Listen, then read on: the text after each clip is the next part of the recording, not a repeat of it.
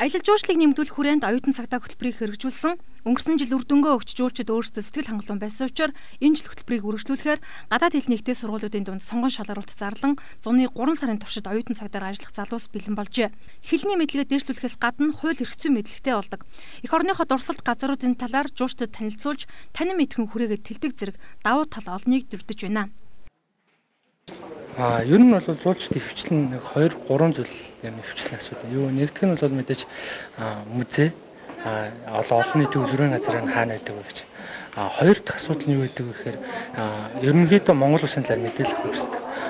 Гурав дахь нь юу гэдэг вэ гэхээр ерөөсөө одоо би яах вэ гэсэн нэг тийм асуудал. Тэр нь юу вэ гэхээр одоо би нэг ийм асуудал тохиолдчихлаа тий. Зүгээр яг наацхийн зүгээр дэлгүүр асуудаг ч юм уу, дэлгүүрээс тийм авах ч юм яах ч. Зүгээр Герман улсын нэг иргэн болол гэмт хэрэгцээ өртөгцсөн байсан. За үүнийг бол Баяр наадмын хоёр бол манай оюутан цагдаа нар гэмт хэргийг нэлрүүлж өгч тусалцаа ажилласан байна. Англи хэлний шалгалт, мэдлэгийн шалгалт авсан байгаа. Тэгээд тэрэндээ нөгөө нэг ингээд мэдээж тодорхой хэмжээний мэдлэгтэй хүмүүс ингээд шалгаруулж ингээд аваад одоо ингээд ажиллаж эхлэж байгаа.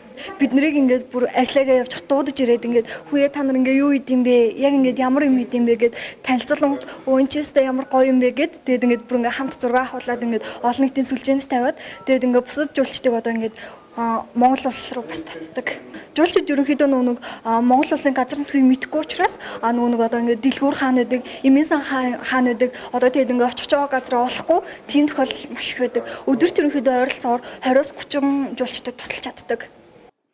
Оюутан цагдаагийн ажлын нэг цагийн хөлс 3500 төгрөг. Сардаа дунджаар 350 мянга болон түүнээс дээш төгрөгийг урамшуул авдаг. Цалингаа сар тутмынхаа сүүлчээр тооцоолоод авдаг байна. Өмнөх жилүүтэй харьцуулж үзэх юм бол 2014 онд жуулчтай холбоотой үйлдэгцэн гэмтрэг бол 11 хэрэг бүрдэгдсэн байдаг.